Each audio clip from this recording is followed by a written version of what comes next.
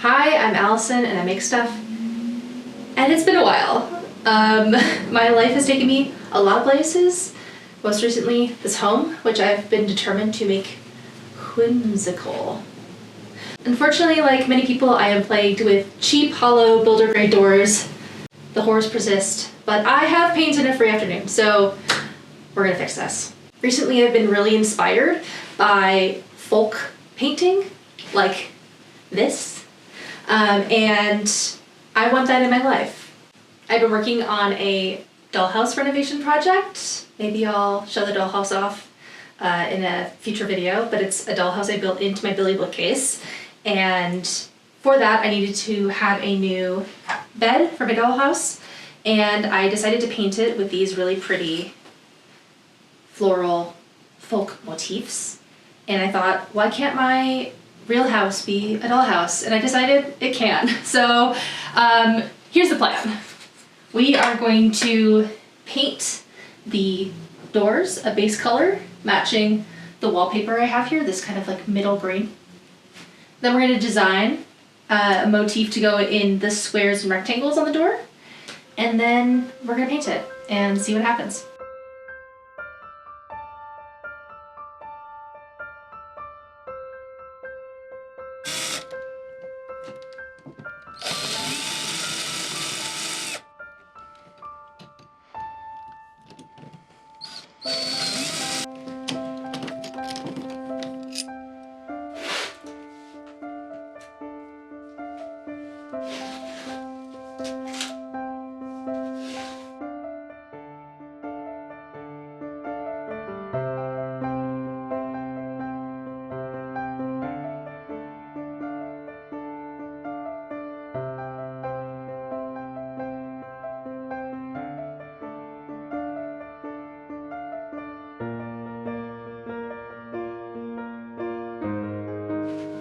Okay, time for the color reveal, and it is a beautiful spring green.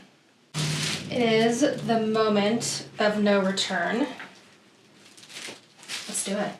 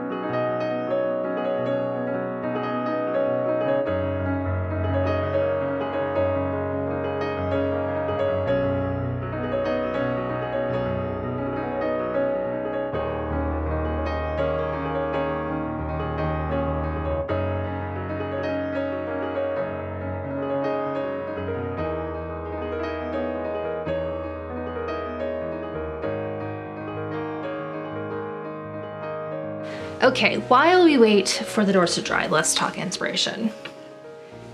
Two of the main avenues of inspiration for the folk painting were Russian and kind of Scandinavian. I found a lot of these images on Pinterest, which I will put up right now, that have step-by-step guides on how to do the folk painting. And I just thought they were so beautiful, very simple. I'm not a great painter by any stretch of the imagination. This will be fun practice. So I have kind of two designs here. This one is more Scandinavian, has more of kind of like the rounder edges and flowy. This one is more of the Russian style, with basically just a bunch of circles, and then on top of the circles you add more detail, which I think is actually really compelling.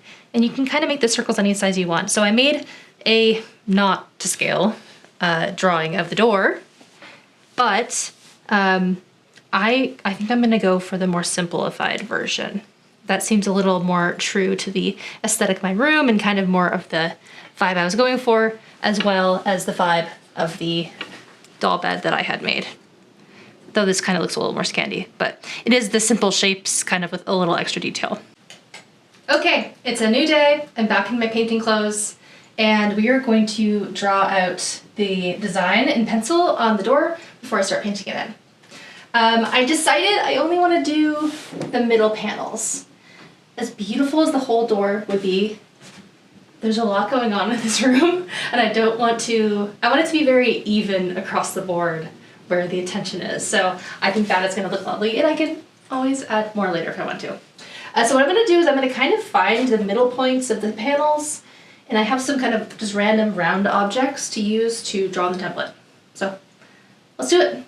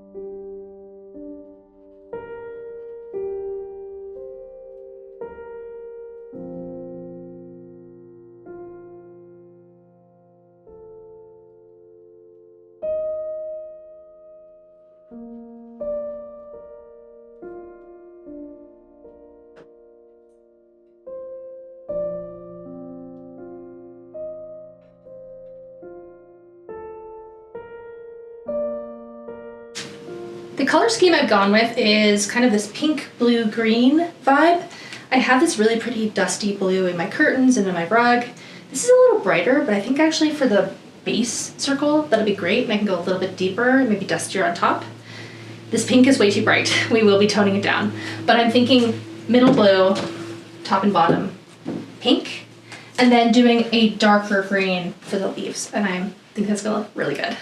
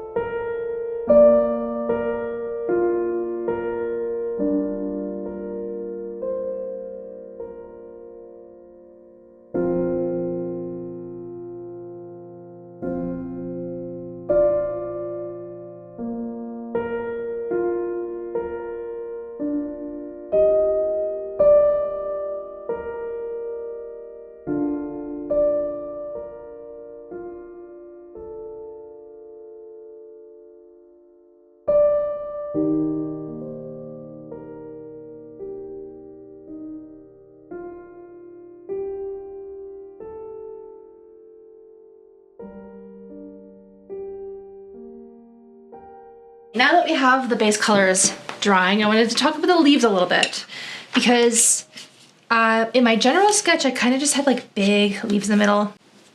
I wanted to do something a little different now that I saw the circles on the wall, and I wanted to do maybe more smaller leaves just to kind of break up the geometry. So what I'm gonna do, I already drew out our circles for the blue and pink so you can kind of see scale wise. And I think what I wanna do is I wanna find the middle space. There's 2.5 inches between the two circles. I'm horrendous at math. So I think that's 1 1/4, yeah. 1 1/4 is the middle point. And what I wanna do, I think, is create leaves that kind of like nest around the circles. So these will be smaller, these will be bigger, which will kind of maybe create more movement. But I really like this shape, where it's just round on the bottom and then kind of has a little bit of a swoop on top. And then it'll be mirrored. Now for the other side, let's see if I can draw upside down. And I kind of am okay with something in the, like maybe we can do like just a circle in the middle or something. Actually, no, I put that right in the spot. Let's connect them, actually. I don't want it to look too much like a butterfly though. As you can tell, I'm winging this, making it up as I go along. Does that look like a butterfly? That looks like a butterfly. What if no, it does not. It still kind of looks like a butterfly. Okay, let's use the other side. Maybe if we add space in between. So this is the middle point. Let's add maybe some space in between.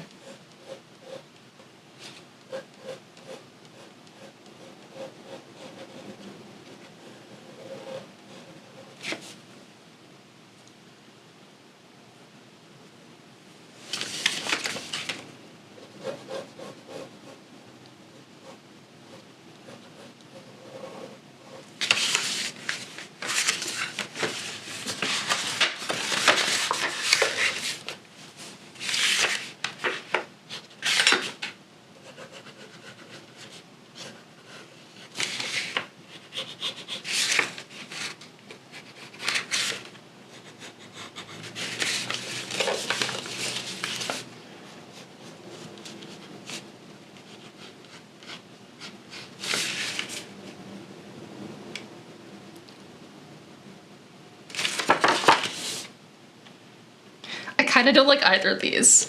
Maybe I should go back to my original plan, which was just radiating out from the center flower. Maybe something like this, so it's like multiple leaves nested. I kind of like this. It doesn't look like a butterfly, which is nice. Okay, let's kind of, I know it's not gonna be super even, but we'll just kind of sketch it out on their side to see how we feel about it.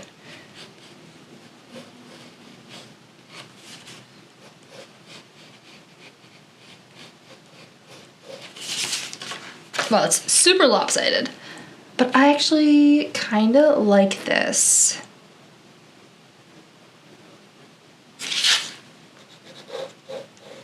Let me just refine it a little bit.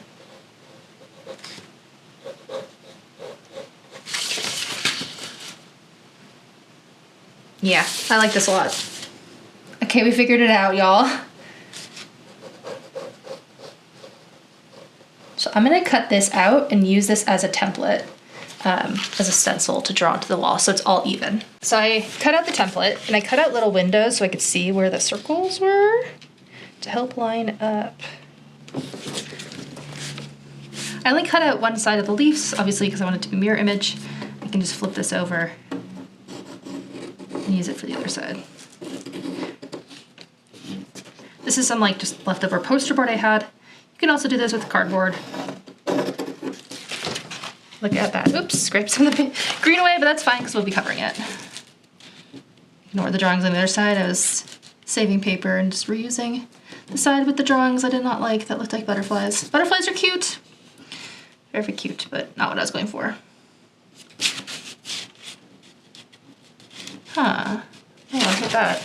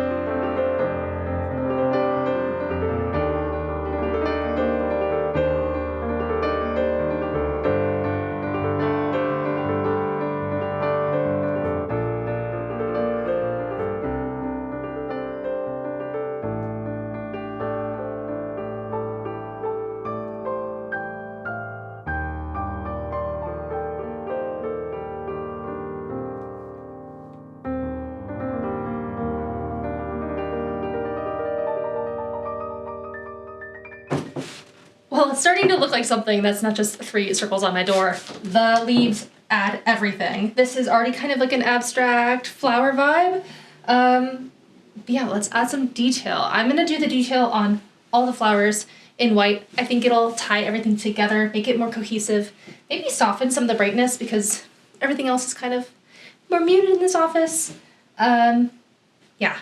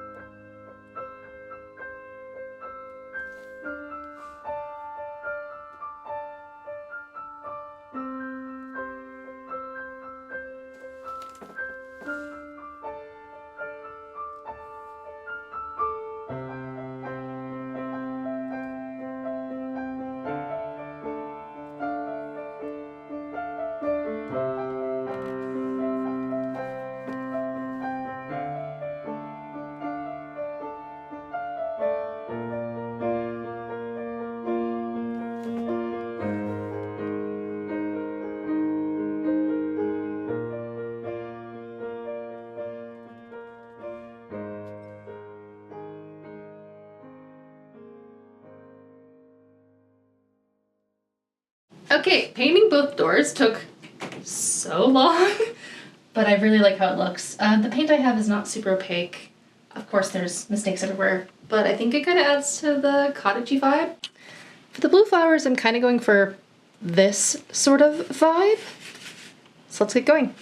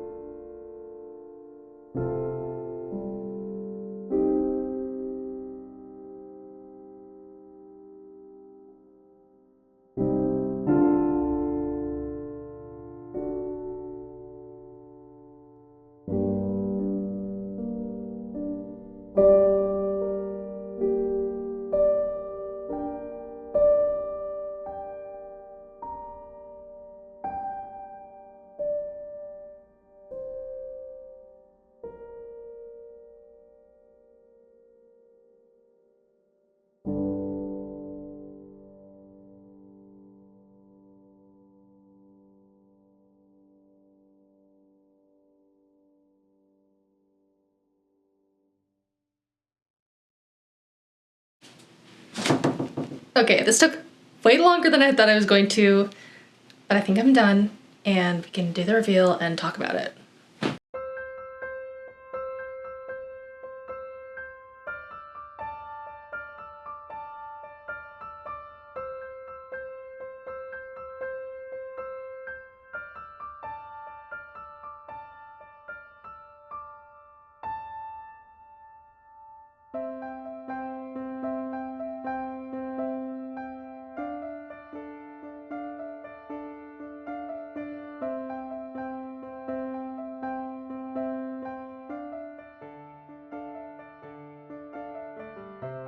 So that's the project. It definitely took way longer than I thought it would. I did not realize how much time it would take to hand paint the details. A couple things I regret. I regret the white paint I used. I used 2 different white paints. I used an acrylic paint from just like a random 20 color set. I used a model painting paint. The model painting paint was better. It was a little thinner too, which I think helped. I used several different types of paintbrushes and it was a little bit of a struggle, but I think it adds to the look of the whole project. I love the color. It's bold, but that's kind of what I was going for. The pink I think adds a lot to the room because the rest of my room is very blue and green and I needed something else. I need to add more color.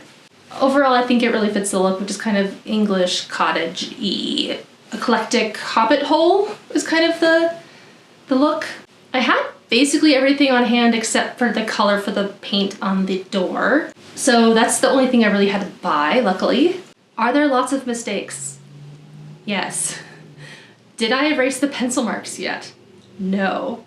I definitely need a different type of eraser than the ones on the pencil I used. It was not erasing. I think I need one of those like softer erasers, so I might see if I can get one. It doesn't bother me too much, but also I'm kind of a lazy crafter, so TBD if I actually fix it. Did I get a ton of paint on the frame of the door? Also, yes, but I do have more paint to fix that and touch that up, so I will be doing that eventually. It needs a new coat of paint and some filling anyways, so that'll be a future project probably.